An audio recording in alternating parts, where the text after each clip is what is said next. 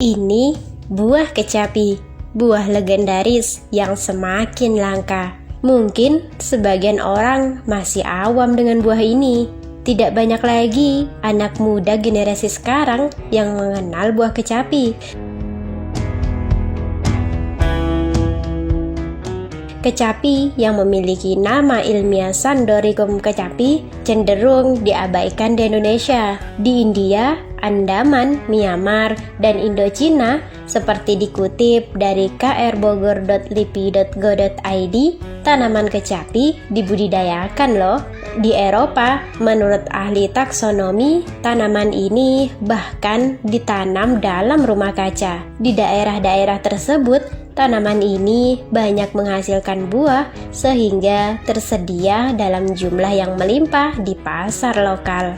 Tanaman ini sendiri berasal dari Indochina dan Malaysia bagian barat dan diintroduksikan ke Asia tropis. Dulunya, tanaman kecapi adalah tanaman liar yang menyebar ke semenanjung Malaya, Sumatera, hingga New Guinea. Di Malaysia, buah kecapi atau yang biasa dikenal dengan buah sentul adalah pohon hutan yang dikategorikan sebagai pohon buah langka, hampir tidak dapat ditemukan. Buah ini termasuk dalam kelompok seperti rambai dan langsat. Penyebaran alami sentul terdapat di Vietnam, Laos, Kamboja, Malaysia, Filipina, dan Indonesia. Pohon kecapi tumbuh subur di daerah dengan curah hujan yang tidak teratur. Sebagai pohon yang tahan cuaca, dapat tumbuh di iklim panas yang berkepanjangan. Pohon buah kecapi besar dengan daun yang rimbun. Ketinggian pohonnya dapat mencapai sekitar 30 meter. Meskipun umumnya di pekarangan hanya mencapai sekitar 20-an meter. Lalu, bagaimana dengan rasa buahnya?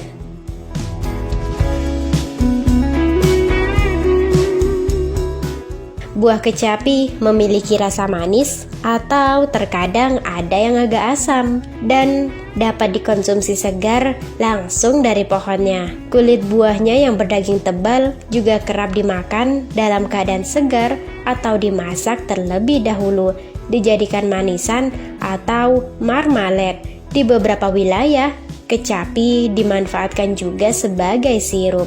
Di Malaysia sendiri, buah mudanya dijadikan bahan baku pembuatan permen. Sementara di Thailand, buahnya yang masih muda menjadi bahan campuran masakan tradisional Tom Yum. Tak hanya itu, pohon kecapi juga dijadikan sebagai tanaman peneduh di jalur hijau karena tahan terhadap angin serta tidak menimbulkan sampah daun yang mengganggu. Bahkan kayu batangnya dapat dijadikan bahan konstruksi rumah, dek kapal, furnitur, berbagai perlengkapan rumah, alat-alat pertanian, sandal, bahan kerajinan, dan sebagai bahan pembuatan kertas dan triplex. Kecapi sendiri termasuk tumbuhan yang memiliki khasiat obat.